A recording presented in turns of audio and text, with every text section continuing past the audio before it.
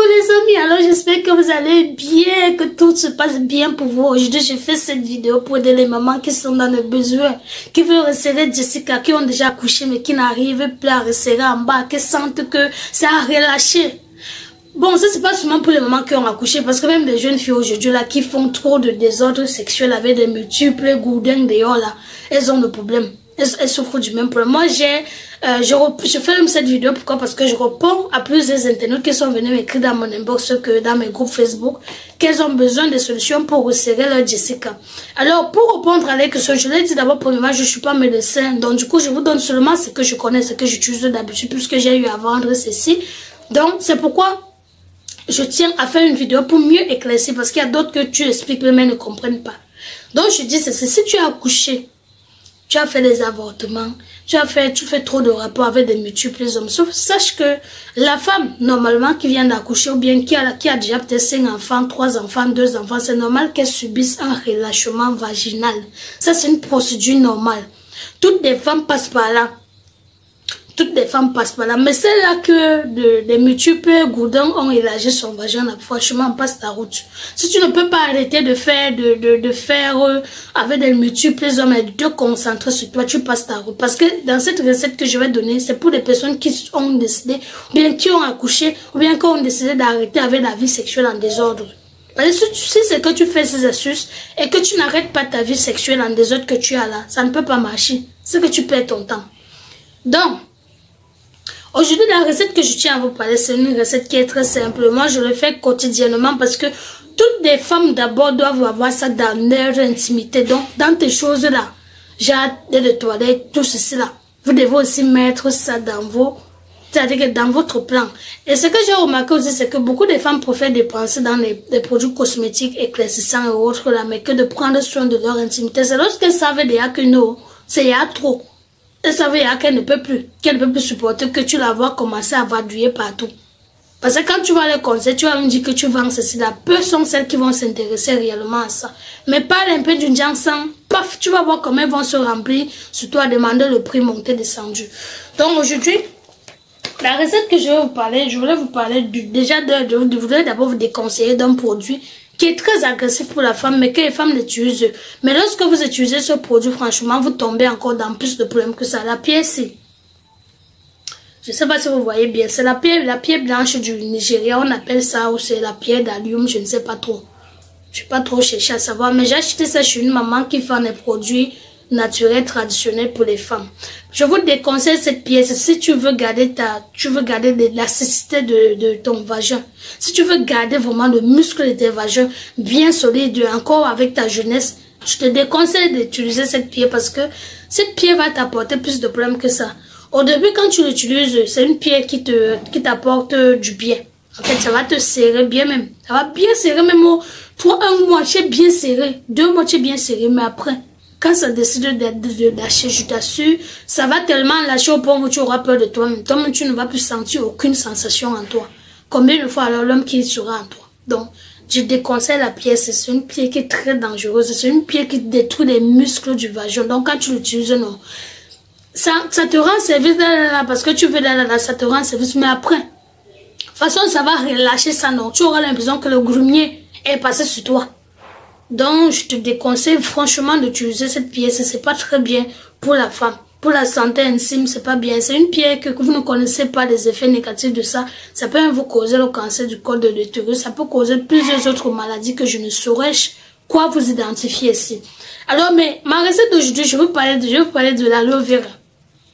Alors, j'utilise constamment l'aloe vera pour son bien, pour ses nombreuses vertus. Vous connaissez déjà les vertus de l'aloe vera, ce n'est pas besoin de parler, mais peut-être que vous ne connaissez pas que c'est très très bien pour rétrécir le vagin naturel et de nettoyer. Pour les femmes qui ont du mal à tomber enceinte, déjà la première des choses que ça fait, c'est que ça nettoie la femme qui ne tombe pas enceinte. La deuxième chose que ça fait, c'est que ça resserre le vagin. Ça nettoie des odeurs. Donc, je l'utilise comment?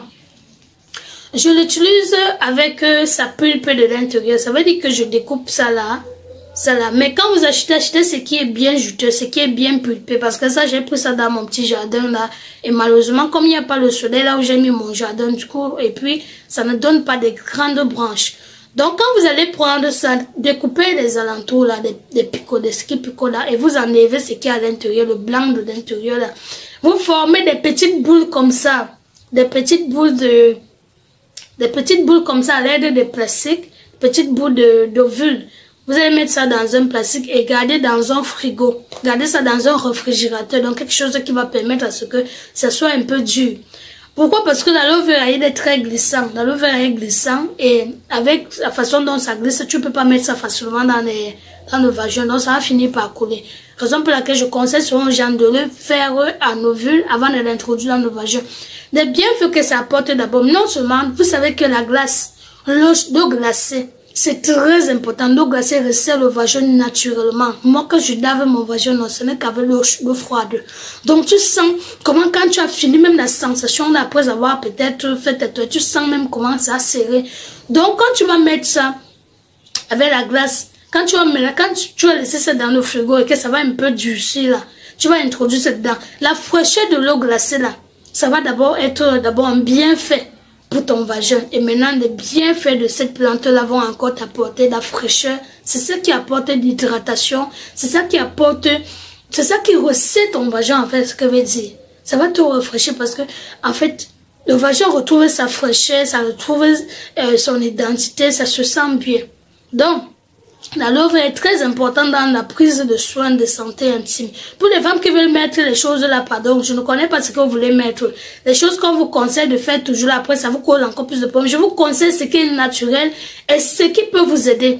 Ça là, faites ça quotidiennement. Au moins, si vous êtes trop paresseuse, faites ça au moins chaque après vos règles. Donc, quand vous avez eu vos règles, dès que vous avez fini avec vos règles, faites au moins ça. Une fois le mois, c'est très important. Si vous êtes trop paresseuse. Pour celles qui peuvent faire ça tout le temps, vous pouvez faire ça chaque après 2 semaines. Ça, c'est très important pour rétrécir le vagin après l'accouchement, ou bien après les nombreux hommes que vous avez eu à, je sais pas trop. Et maintenant, ça là. Ah, mon petit secret, ça ne peut pas manquer dans mes choses. Oh là là, ça ne peut pas manquer. Ça là. Quand j'ai mal au bas-ventre déjà là, quand je saigne là, je sens peut-être que mes règles sont, genre ça a trop les odeurs là, dès que je finis ça là, c'est pour la purge. Ça là, je ne peux pas m'en passer. Je ne peux pas conseiller une femme de s'en passer de ça parce que ça là, c'est très bien pour la femme. Vous voulez rétrécir le vagin, mais quand on vous donne des conseils les plus simples, vous voulez pas utiliser ces conseils. Vous voulez tout le monde, les gens qui vont vous dire que va prendre ceci, mélange ceci, viens mettre dans ton vagin. Après, va prendre le citron, monter, descendre, mettre dans ton vagin. Tu sais que le citron a quel effet dans ton vagin quand tu l'introduis là-bas. Déjà que le citron même d'abord est très acide. Imaginez ce que ça peut faire là-bas, ça peut faire là-bas en bas. Donc moi, je vous conseille des plantes qui ont été prouvées très thérapeutique pour l'intimité de la femme. Je ne vous conseille pas les choses que je ne connais pas. Les feuilles de Njeka, Gongongoli. Ça c'est mon sac. Ça c'est mon sac pour ma toilette intime. Vous allez le trouver ici. Excusez-moi comme ça tombe là, franchement, mais ça c'est le nep-nep. Il y a plein de trucs là-dedans. Il y a le clou de girofle. Poivre long guinéen. Il y a ça ici dedans. Donc tous ces trucs-là, j'ai ça dans un sac comme ça. Chaque mois, je prends une quantité comme ça. Ou bien un peu plus. Je mets dans l'eau, je bouillis. Pendant 10 minutes, je pars faire ma purge. Je fais mon bain avec. Je lave mon vagin avec cette eau. Et l'autre, je me purge avec ça. Dites-moi après avoir fait ceci, comment est-ce que vous allez avoir un vagin qui vous dérange? Dites-moi après ceci, comment vous allez avoir un vagin qui ne va pas bien, avec tout ce que je vous donne comme conseil là, parce que c'est ce que moi je fais. Dites-moi comment vous n'allez pas rendre d'homme, comment l'homme ne va pas entrer à vous sentir que vous êtes encore une femme, que vous gardez encore la fraîcheur, après ceci là. Ça ne peut pas manquer parce que vous prenez soin de vous, et ça je fais ça chaque mois.